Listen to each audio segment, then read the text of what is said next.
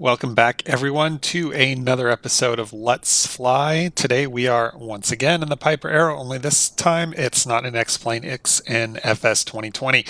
Just today, JustFlight released their Piper Arrow 3, the naturally aspirated version, for Flight Sim 2020, making it, in my opinion, the first real study sim level aircraft available in Microsoft Flight Simulator. If you want to learn more about how to fly the Piper Arrow, I recommend you watch my X-Plane video because I already went over kind of the nuts and bolts of flying the Arrow in that video. I'm not going to do it again here, but we will get to check out this aircraft in FS 2020 and see how it flies. So I'm logged into PilotEdge and parked at Santa Barbara Municipal Airport. Today we're going to be flying the I-10 rating in PilotEdge. It's a pretty sophisticated rating. I've already flown it and beat it a long time ago, but it should make for some interesting flying today to explore the Piper Arrow as a six-pack IFR vehicle. So just a quick brief, the I-10 rating has us flying, departing Santa Barbara via the Flout 5 departure to San Marcos VOR, and then we fly the Loc DME back course Alpha at San Marcos. We'll miss that, and we will fly to Morro Bay VOR and do the VOR Alpha at San Luis Obispo. So it should be some interesting fun. Let's hop in the pit and get started.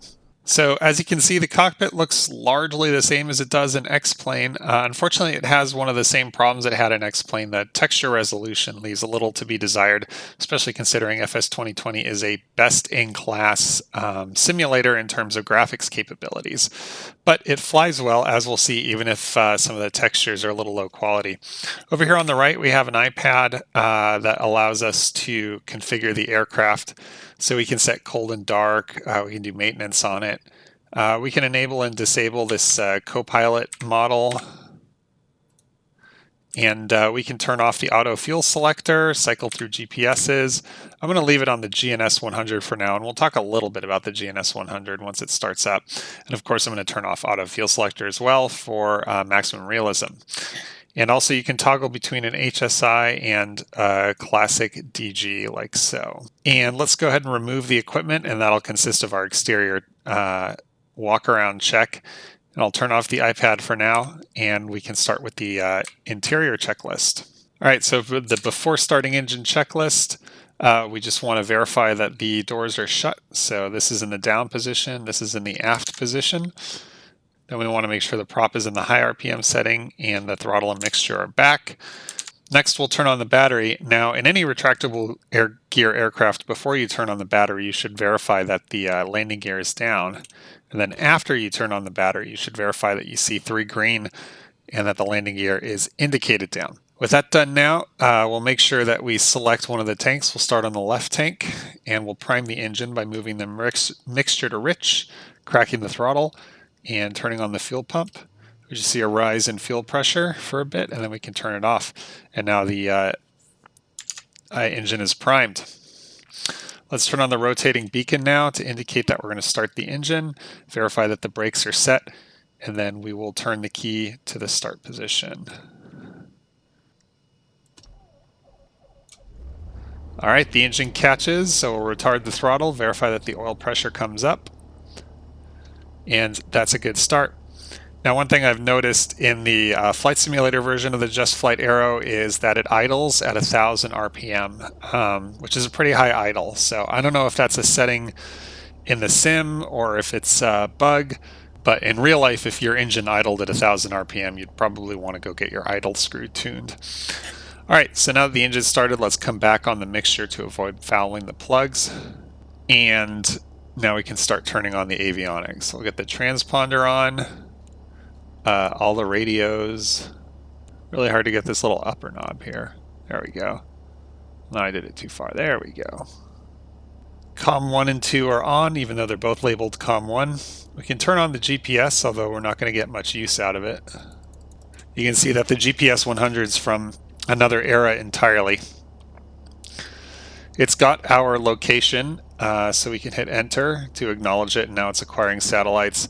These are the unique satellite IDs here, and then down here is the signal strength, 0 to 9. And when we're happy with that and we have 3D nav, we can go through our different modes. Unfortunately, there is no way to program a route into this GPS. It has to have been loaded beforehand. So this GPS is pretty much useless for IFR unless you can load your route in beforehand. The only thing we really can do with it is cycle through the different nav pages, find something that's maybe useful to us, like the wind direction and speed page might be somewhat useful to us. Let's get the DME on because we will definitely be using that, and we can get the ADF on even though we'll definitely not be using that. All right, let's get our ATIS in clearance now.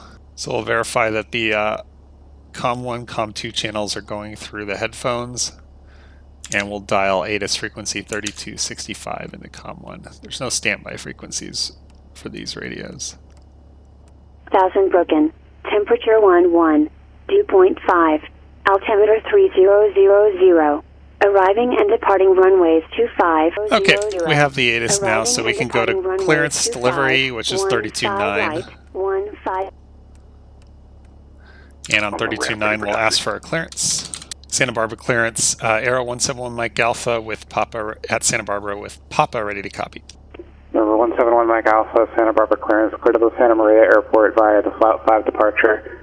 San Marcos transition direct. Climb via Citic set maintain 3000. Departure frequency 120.55, squawk 6554.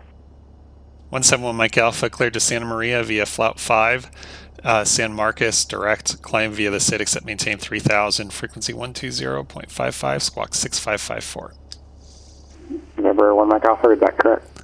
Okay, so in COM2 now, we'll put our departure frequency 120.55, and we will also put in our squawk code 6554. Okay, let's go to the run-up area now. So when I release the brakes, you'll notice that the arrow immediately starts creeping forward again because of its high idle. There's really not much we can do about that in the sim other than just make sure that we stay on the brakes. The good news, however, is that at least you don't have to worry about cooling on the ground because you'll always have sufficient airflow over the engine. All right, let's get our clearance to taxi now. Probably get runway 25, but let's go to ground frequency now, 21.7. Santa Barbara ground, Aero 171 Mike Alpha at transient ready to taxi with Papa. Number 171 Mike Alpha, Santa Barbara ground, runway 25, taxi via Bravo Alpha Golf. Bravo Alpha Golf to 25, 171 Mike Alpha. Let's squawk altitude so that he can watch us on the ground, and we'll quickly brief our departure. So it's we're going to make a right turn here on Bravo, then another right on Alpha, and the run-up area is at the end of Alpha. No hot spots between here and there, so we can get going. Since this is an IFR flight, I'm going to check the turning instruments really quickly here. So as we turn right, the TG should come right. The bank turn rate indicator should turn right. 425 Sierra and hotel to parking. As we come left, the compass should go right, and the ball should go right. And that completes our turning instrument checks. We'll check the rest at the run-up. Tower Star 5218 Foxtrot, ready for IFR release. All right, there's the run-up area there. 5218 Foxtrot, Torrance Tower, runway 29. Winds are 220 at 7, so we'll swing it around and point kind of vaguely in the 220 direction so that we have good airflow cooling.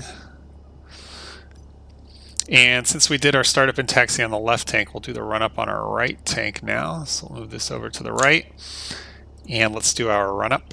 San Bernardino Tower. So first, let's bring the mixture rich, ready for VFR departure to the northwest. the prop full, and bring the throttle at 2,000 RPM. San Bernardino Tower, northwestbound departure approved, runway 24 clear for takeoff.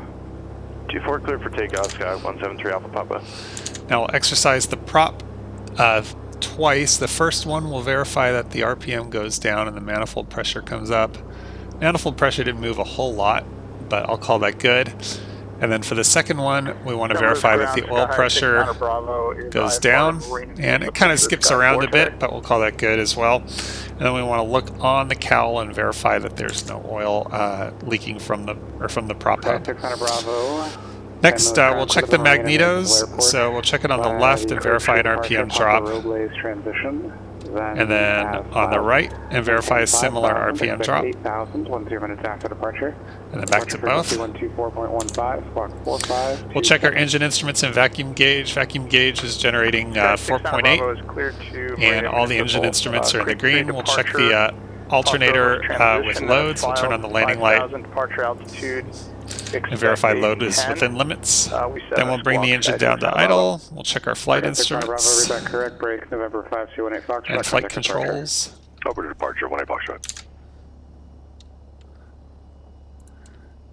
And then now check the flight instruments. So airspeed 0, attitude indicator showing level. Altimeter is 3000. Unfortunately, the altimeter only has hectopascal shown in the Kolsman window, but fortunately, if you hover over the Kolsman knob, you'll see the inches of mercury reading. So we'll set this to 3000 and verify it against field elevation, which is 13 feet. And now we want to cross-check the compass and heading indicator. I'm showing about 297 as our heading, so we'll just roll this down to the 297 number, and then lastly we'll verify the vertical speed is 0. Let's set up our departure now. So it's going to be the Flout 5 departure, which involves flying outbound from San Marcos VOR on the 197 radial. So let's set 114.9 on nav1. And then set the outbound radial 197. Now normally we would also identify the VOR by switching this to ident, verifying the volume is up, and piping nav1 to the headphones. But that has never worked for me. For whatever reason, I can't get nav1 to ident. Maybe I'm doing something stupid. I can get nav2 to ident though. So if we set that to 114.9 as well, move it to the ident mode, you can hear it even without nav2 going to the headphones. So I guess we have to do all our identing on nav2 for whatever reason. Anyway, that's a good ident, so we'll move this back into the into the nav position. Now that we've got our flight set up, we'll just quickly brief it. We're going to fly a runway heading to 400 feet, then we're going to start that left turn to intercept the outbound radial. Flout is 17.6 DME. At Flout, we'll just make a left turn, come back around direct to San Marcos on that reciprocal inbound radial. We've been cleared up to 3,000. There's an altitude restriction of 6,000, but 6,000 is our cruising altitude, so once we're up there, we're cruising. Let's do some autopilot checks before we go as well. So this is a simple single-axis autopilot. It doesn't do pitch, only roll. But we can test it in heading mode, so let's verify that heading mode is selected, heading switches on, and then we turn on the autopilot and verify that the yoke comes left with the bug left, and the yoke comes right with the bug right. And when it's coming right, we want to verify that we can overpower it to the left. And ooh, it's going all the way. And when the yoke goes left, we want to verify we can overpower it to the right. We'll turn the autopilot off, and we'll turn heading mode off. We'll set Omni mode on, turn the autopilot back on, and verify it turns to intercept that course. And good, we'll turn the autopilot off, verify that the electric pitch trim is on, and that completes our autopilot pre-flight checks. We'll set the bug now to runway heading, which is 255. And one last thing we can test, we can verify that our enunciators are working. And with that, we are finally done and ready to depart. Santa Barbara Tower is 119.7. Number 378. Santa Barbara Tower, Aero 171 Mike Alpha, 25, ready for departure. November 171 Mike Alpha, Santa Barbara Tower, runway 25, line up and wait. Line up and wait, 25, 171 Mike Alpha. Alright, we're cleared to line up and wait, so let's go mixture rich, flaps trim. We'll verify it's in neutral. Transponder is in alt. Lights, we'll get the landing light and anti-collision light on. Pump, fuel pump on. And we'll set the stopwatch mode so that we can get ready to start timing once we get our release.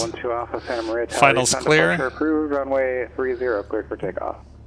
And now we can cross-check runway heading with the compass. And we are ready to go. Number 171 Mike Alpha, runway 25, clear for takeoff. Clear for takeoff 25, 171 Mike Alpha. Alright, we'll go full throttle. Verify RPM, engine gauges, airspeed alive. Nose wheel steering is really finicky on the ground with this thing. Both in taxi and takeoff, there's a lot of right turning tendency. Let's rotate. Positive rate, gear up.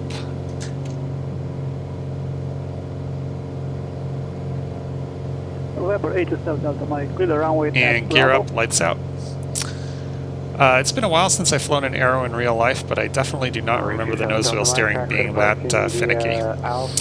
Let's reduce the climb power now, so that's going to be 25 inches, or sorry, 2,500 RPM, and we'll leave the throttle full. And we'll capture our VY 90 knots. That's 400 feet, so we'll start that left turn to intercept course 197. Number 171 Mike Alpha, contact departure. Departure 171 Mike Alpha. We'll switch over to COM 2. Mike Connect Lost, take tower 118.75. Over to tower 421 Golf Mike. So let's set the heading bug to 197. There we go. And we'll fly to the left of that to intercept the outbound course. Santa Barbara departure, Aero 171 Mike Alpha, 1200 climbing 3000. 171 Mike Alpha, Barbara departure to contact, climb and maintain 6000. Climb maintain 6000, 171 Mike Alpha. Alright, the needle's slowly coming in. I'm going to increase that intercept angle. Kind of speed up the needle there. And we got climb and maintain 6000, so we can go all the way up to our cruise altitude. Let's do our climb checklist now. So we're above 1,000 feet, so we can get the pump off. And check pressure. Oh, I never did start a timer. I got to do that, so we'll pretend we started a timer beforehand. You should always start a timer before takeoff in case you lose comms. And also to time your tank switches in a low wing like this. And then we also want to verify our engine gauges and power setting, and everything looks good in the climb. And so that's climb checklist complete. Alright, we're intercepting the outbound course, so I'm going to start turning right. John Wayne altimeter 3001, expect visual approach, runway 20 right. It's just me on board. This airplane climbs pretty quickly at 90 knots, as you can see. And now we're flying outbound at 17.6 DME. We're going to make that 180. Decent bit of right rudder required in the climb, but unlike that screwy nose wheel steering on the ground, this is realistic. An Aero does require you to be pretty strong on the rudder pedals. 128.118 Foxtrot. That's 1,000 to go. As we come above 5,000, I can set my best power mixture. In the climb, that mostly just involves pulling the mixture back until power starts to drop off. Right about here. And then increasing it a couple of fistful or so above that. That should get us somewhere close to best power mixture. And there's 6,000. So let's level off, set cruising power. We're going to cruise at 23 squared. So we'll decrease manifold pressure first to 23 inches and then come back on the prop. One more check of our engine instruments, and that's cruise checklist complete. Now it's pretty much just a matter of flying that outbound radial until we get to 17.6 DME. We can also play with the autopilot. If I set the mode to Omni and turn it on, it should intercept and hold the course. So it looks like it's can't make up its mind. There we go. Right turn to intercept. That looks good. Well, it's a little squirrely, but it seems to be doing a decent job. I'll turn the autopilot off now. And while I still have a chance, I'm also going to lean the mixture back to 100 degrees rich at peak. So the EGT is very responsive, so it does not take long at all to find peak. And then from there, you just got to push the mixture forward until it's 100 degrees rich, so right about there. Very easy to do rich at peak leaning in this thing because the EGT is almost instantaneous. All right, there's 17 point something, so I'm going to start a right turn now to give myself some offset for the left turn. And then now I'm going to make a left turn around, and we're going to proceed right back on the inbound radial. So let's do our 7 T's when crossing a fix. So that's turn, time, tune, twist. We'll twist the inbound radial, which is 017. That's twist, throttle. We're going to come back on the power a bit to reestablish ourselves at 6,000. Talk and think. So we're going to proceed back to San Marcos via the 097 radial. Or sorry, the 017 radial. Let's also set the heading bug to 017. Okay, we've come back around and we're established inbound. So let's just grab the course. Alright, now that we got a straight and level leg, we can take a look around the cockpit. A lot of the stuff that most FS2020 out-of-the-box aircraft don't implement, JustFlight has implemented, which is one of the reasons it's kind of the first study-level sim. For example, you can open and close the storm window. You can latch and unlatch the doors, and you can fiddle with the cabin and cockpit air controls. In fact, all the circuit breakers are functional, so you can pull them if for whatever reason you needed to. And since this is a Piper Arrow from JustFlight, it does have the automatic gear extension. I know in real life a lot of Arrows have had that feature removed entirely, but we have it, and we can disable it by moving this switch down to the mid position, and that will disable the automatic gear extension, which is pretty important in a trainer aircraft where power settings change frequently. You don't want the gear coming down on you when you're not expecting it. Santa Barbara approach from, 171 Mike Alpha from San Marcos. We like the Loc DME back course Alpha.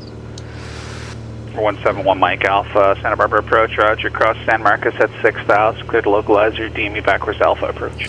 Cross San Marcos 6,000, cleared Loc DME Alpha back course approach, 171 Mike Alpha. Let's get the ATIS. Wind 1506. Visibility 10. 4,600 scattered. 5,000 broken. Temperature 8. Dew point 5. Altimeter 2909. Visibility 10. Alright, we have information echo. Let's put Santa Maria Tower 118.3 on COM1. And we'll brief the approach now. So from San Marcos, we're going to proceed outbound on the 286 radial to Coke's intersection. That's where it intercepts with the localizer, which is 108.9. Inbound 108.9. We're going to cross at 6,000. Once we cross, we can go down to 4,600 by Coke's. Will be our next altitude. And minimums circling mins are going to be 1,101 mile, which we would expect to get. However, we do plan to miss. For the mist, we just fly straight ahead to Guadalupe VOR, which is where we enter the hold, and it's going to be a parallel entry. We're going to fly a lap of the hold and get set up for our approach to San Luis Obispo. Coming up on 15 minutes now, so I'm going to swap tanks. Pump on, back to the left tank, pump off, check pressure. And we're also going to cross-check our compass and DG. So I'm showing 015 or so. So we're going to adjust this just a bit.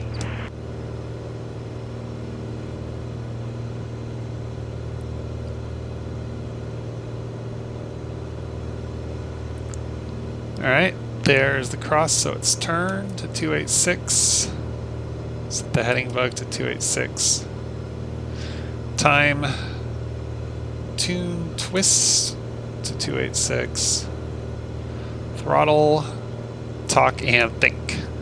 So we want to establish 286 outbound to Colchis. When we cross Madu, we can go down to 4,600 feet. 18 Foxtrot connect.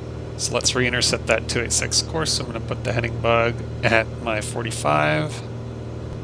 And the needle's coming in now. So let's start a right turn back to 286. Get on course.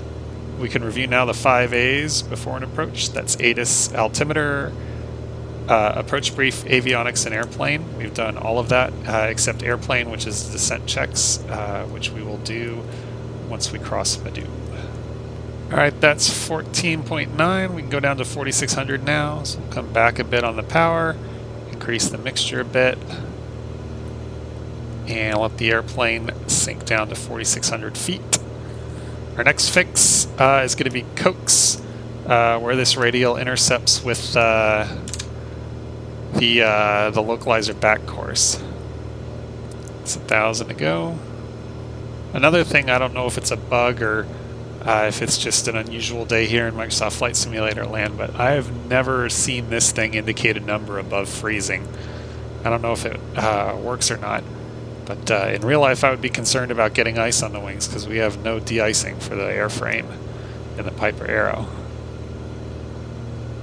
Alright, let's level off at 4,600, set cruise power, And we'll relean the mixture, 100 degrees, rich peak. Alright, looks like nav 2's come in, so let's identify it.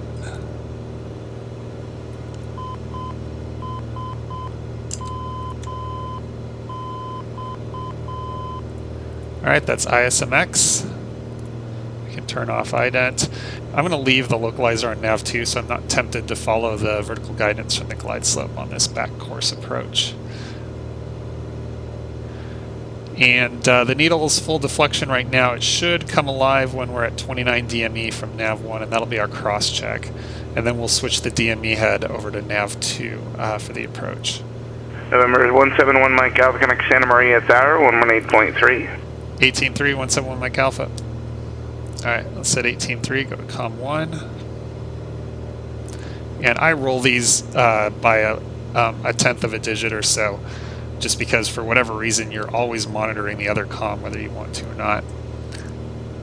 Santa Maria Tower, Aero 171 Mike Alpha on the localizer back course Alpha with Foxtrot for the published mist. And we're at 15 minutes now, so let's get pump on, right tank, pump off, check pressure, and cross-check heading indicator. Showing 285, and let's get this to 171 Mike Alpha, Santa Maria Tower. When we 30 clear to land, report Magneto mist.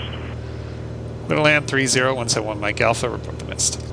I'm going to set the OBS course to 300, which is the back course heading. Of course, the localizer doesn't care what you set on the OBS. Alright, nav2 needle is alive as we approach 29 miles.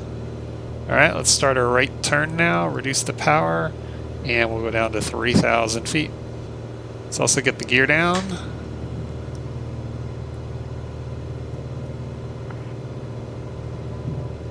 And that's 3 green, no red, gears down.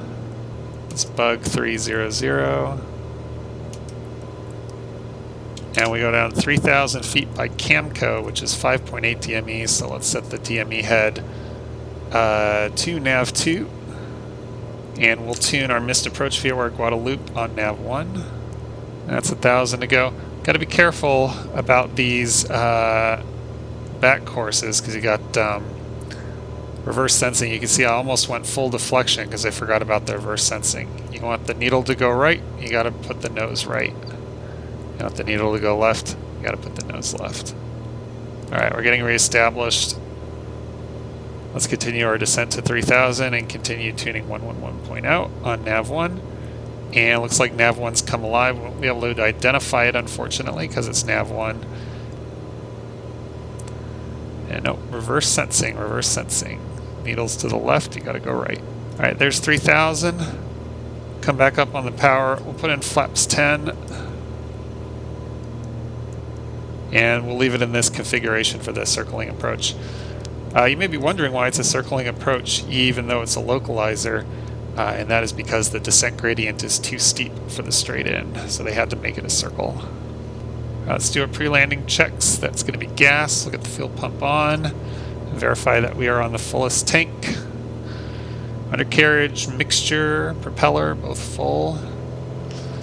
Seatbelts, switches, and systems. All systems look good. And actually, I have no idea what temperature it actually is outside, but if the OAT gauge is to be believed, I really should have the pitot heat on. But I don't trust that OAT gauge. Alright, there's 5.8. We can go down to 1720 feet now, so bring the power back again. Keep that needle centered. And let's also put direct to on nav 1, because our first step for the mist is going to be going direct to the Guadalupe VOR. That's 1,000 to go. Needle's coming off to the left here, so we're going to bring the nose right. We've got the airport in sight, but we're going to continue the approach.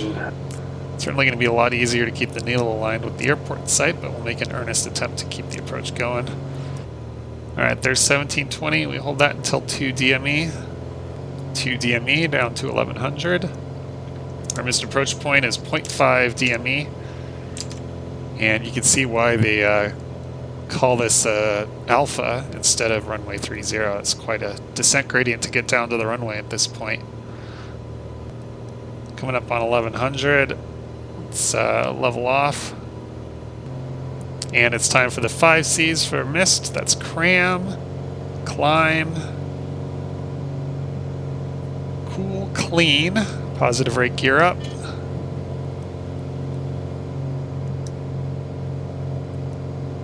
Gear up, lights out, flaps up. Click, we don't need to do, and communicate.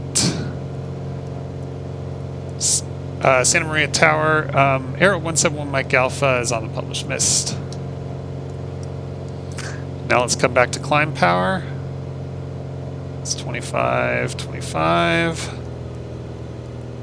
And fuel pump off. Climb checks complete. Climbing to 2100 for the mist. Man 171 Mike Alpha, fly mist approach procedure as published. Contact approach 124.15. Flight published mist 2415, 171 Mike Alpha. Alright, let's go to 2415 on COM 2. There's 2100, let's level off. And set cruise power, working on get established. We're working on getting established on nav 1, hasn't quite happened yet. So let's set 23 squared here. And relaying the mixture. Actually at 2100 feet, we're just going to leave the mixture rich. And now let's check in. Santa Barbara approach, Aero 171 Mike Alpha, 2100 on the published mist. We'll do 1 lap in the turn and then advise as to our intentions. 171 Mike Alpha, number departure radar contact, expect no delay. Expect no delay, 171 Mike Alpha. Okay, so there is no DME for Guadalupe. It's a VOR, not a VOR DME. So the only way we really know how that we've crossed it is when we get to the cone of confusion and the to from flag switches. So we'll just have to keep an eye on that flag, and as long as it says to, we haven't crossed yet. Once we cross, we'll just proceed outbound on the parallel entry. You can tell we're getting close. The needle's getting sensitive. And there's the cross. We'll reset the timer.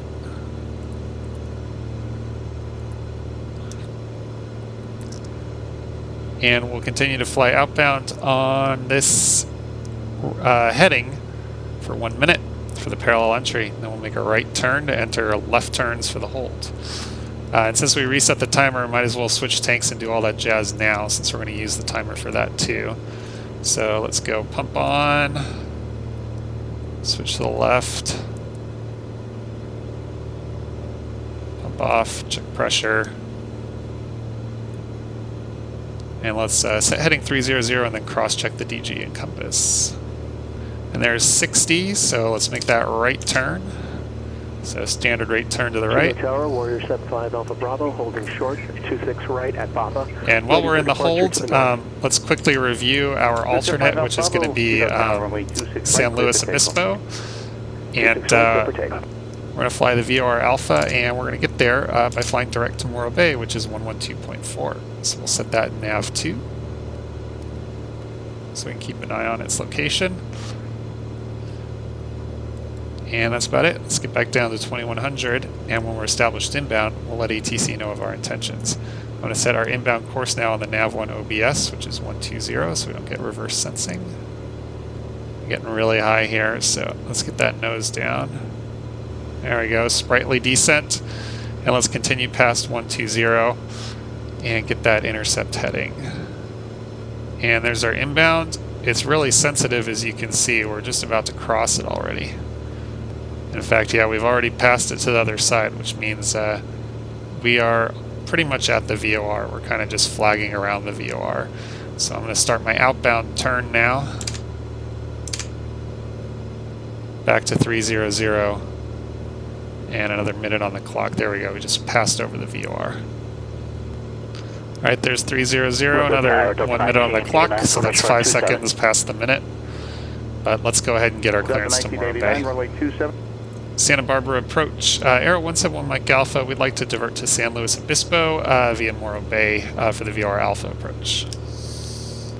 For 171 Mike Alpha, clear the San Luis Airport via direct Morro Bay, direct, climb and maintain 3000.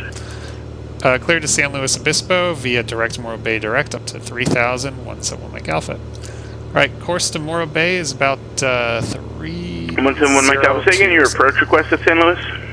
That'll be the VOR Alpha for full stop, 171 Mike Alpha. Number 171 Mike Alpha, cross Morro Bay at 3000, VOR Alpha, approach Bravo, land, runway 29er. 6 miles. Cross Morro Bay at 3000, expect the VOR Alpha, approach circle to land 29er, 171 Mike Alpha. Number 171 Mike Alpha, it's cleared VOR Alpha, approach, expect circle to land, runway 29er. Okay, cleared VOR Alpha, expect circle to land 29er, 171 Mike Alpha. Alright, let's start our climb now, so we'll go prop to 25, and then throttle to 20, throttle full actually. We'll get up to 3000 on our way direct to Morro Bay, which we have dialed into nav 2. And we're already cleared for the approach, so let's start briefing it now on our way. So once we get to Morro Bay, we're going to proceed outbound on the 264 radial, fly the procedure turn as charted, and then inbound on the 084 radial. He told us to cross at 3,000, so really once we're established inbound, we can go down to 2,800 as our first altitude. Our minimums circling mins are 1120 feet and 1.25 miles, which hopefully we'll get. I don't actually know what the weather is. We have yet to get the ATIS. And should we need to go missed, it's a climbing right turn to 3,100 via heading 175 and then the 306 radial back to Morro Bay. So hopefully we can get the full stop. Okay, let's try to do a gentle level out here at 3,000. I don't know if you guys can tell, but I'm also being rocked by turbulence a bit here. And let's set cruise power, throttle back to 23, and then prop back to 23. And we have 15 miles to go on the DME to Morro Bay. And since we're at 3,000, let's go ahead and relean the mixture now. Alright, let's grab the ATIS now. That's going to be 120.6. We'll stick that on COM 1. Saudi Regional Airport. 8 is information Juliet. 0256 Zulu. Wind calm. Visibility 10. Few clouds at 4,900. Temperature 9 Dew point 5. Altimeter 299er.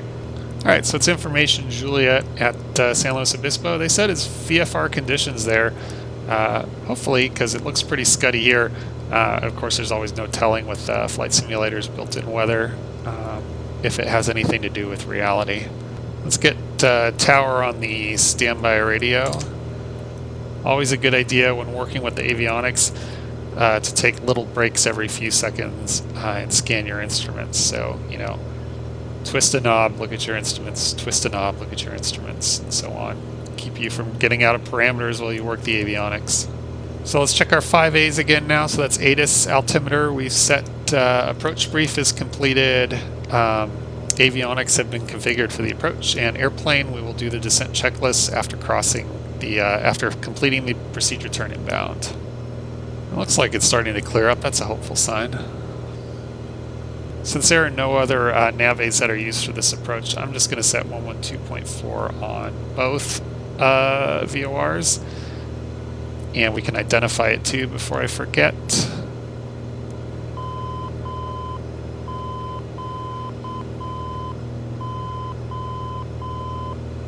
And what we'll do is we'll have the direct 2 on this one, and we'll have 268 on this one. And so our outbound is 264, so we'll set that on this one. And then we can just shift to looking at nav 1 once we cross the VOR, rather than having to twist again. Alright, the needle's about to deflect fully because we are crossing the VOR. And I'm going to anticipate the turn a bit and start my left turn now to 264 to capture that radial. So that's turn, time, tune, twist, throttle, talk, and think. So all those steps were taken care of already. We just have to turn outbound to... So I overshot it a bit. Let's come back to the right. I figured I would overshoot it on the north side, but I overshot it on the south side, so now I got to come back to the right. Now let's proceed outbound for about a minute, then we'll start that procedure turn. So it's 30 seconds on the clock again. We'll start that procedure turn. And looking at the clock, it's been 15 minutes, so it's time to do our take switch.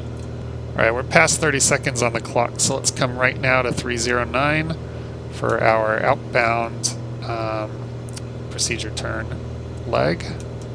And then we're going to fly this outbound leg for 1 minute. And so that's 15 on the clock when we turn inbound. And while we're working that, we can also set the inbound course now on nav1, which will be 084. Alright, that's 15 on the clock, so steer on a right turn left now, away from the airport, to come to our inbound heading of 129. Reviewing the charts, we should also take a look at our circle. So as we come in, we're going to come in essentially on a downwind for 29. And since the restrictions say we can only circle south, that means we have to make a left. That means we have to make left traffic for runway 29. So we can expect to make a left downwind base to final runway 29. All right, nav1 needle is alive. We'll set the bug to 084 now and start our turn. And since we are established, we can go down to 2800. I'm also going to start getting configured for the approach. This is a circling approach, so we're just going to get 2 gear and flaps. Gear down, flaps 10. So let's get down to 2800, bring the power back, and gear down.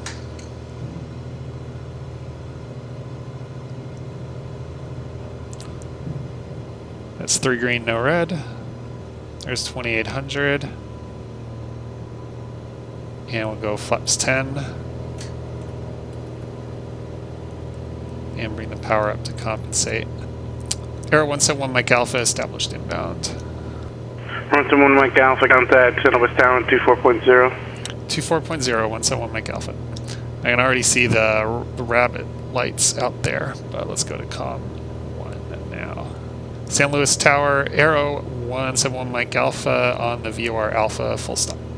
Then 171 Mike Alpha, San Luis Tower, circle south of the field, runway 29er cleared to land. Clear to land 29er, circle south, 171 Mike Alpha. Alright, the needle's swinging, there's the cross. We can go down to 1700 now. Maintaining our course.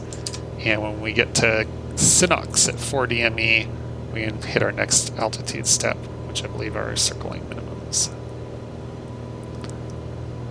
Let's do our before landing checks. So that's gas. We'll verify that we're on the fullest tank. And we'll turn the pump on and leave it on.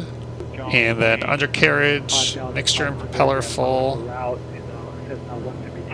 Seatbelt switches and systems. Engine instruments look good. Seems awful close to terrain. But it's 1700 until 4 DME.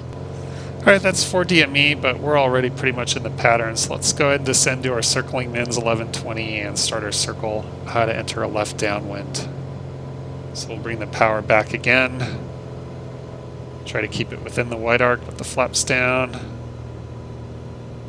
And just make a slight right turn here to enter the left downwind for 29. Alright, there's our circling MDA. Let's level out now. Alright, we're beaming the numbers. Let's bring the power back. And set flaps 25.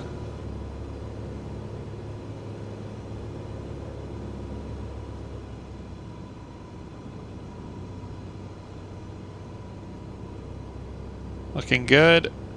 Coming base to final now, we'll set flaps 40. Get our final approach speed 70 knots.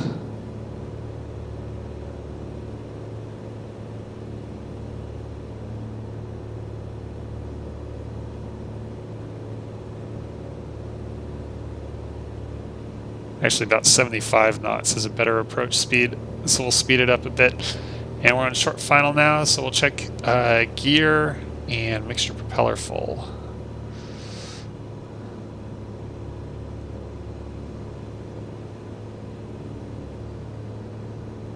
There we go, we're on glide path, and we are cleared to land.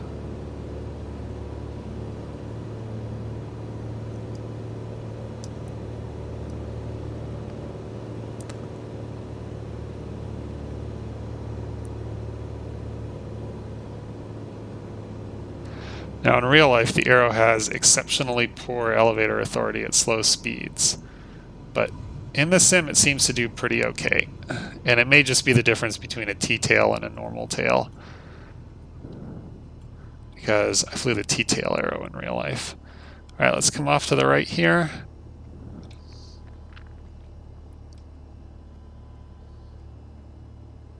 And we'll do our after landing checks. So landing light off. 2126 Foxtrot, Camry Tower, right down with the Mixture runway leaned. 26, clear for takeoff. Right down. Flaps up. Downward departure approved. 26 with takeoff. 2126 Foxtrot. Fuel pump off. And we'll leave the transponder on. And we'll reset the trim to take off. At the west. San Luis ground. Aero 171 Mike Alpha, clear at 29, taxi east hangars. That's the airport restaurant over there. Aero 171 Mike Alpha, taxi to parking via Alpha. Have a nice day. Alpha to parking, U2, 171 Mike Alpha. And again, just the high idle speed means taxiing is more work with the brakes than anything else. Beautiful DA62 livery, but no tail number. All right, there we go. Let's shut it down now. So first let's turn off all the electrical equipment. All you guys off and off. And then we will bring the mixture to cutoff. Oh, we can kill the pitot heat and anti-collision light. Forgot that. And with the mixture in cutoff now, we can turn off the master. And that is it for this trip in the JustFlight Piper Aero 3 for Microsoft Flight Simulator. There are definitely a few quirks. I don't know if that OAT gauge is broken or if that's just me, and I don't know if identing VORs on nav1 is broken or that's just me. But all in all, it definitely earns its title as the first study-level aircraft for Microsoft Flight Simulator. Hopefully Reality XP joins the game at some point and we can get some realistic GPSs as well. Until then, if you don't want to futz around with the built-in Microsoft GPSs, it's essentially a slant alpha aircraft, but makes for some great round dial IFR flying, as you just saw. Anyway, I hope you enjoyed it. Again, check my YouTube channel for the X-Plane version of this aircraft, in which I go over some of the quirks and systems of the PA-28 as well. Have a great day, everyone, and I will see you again for the next one.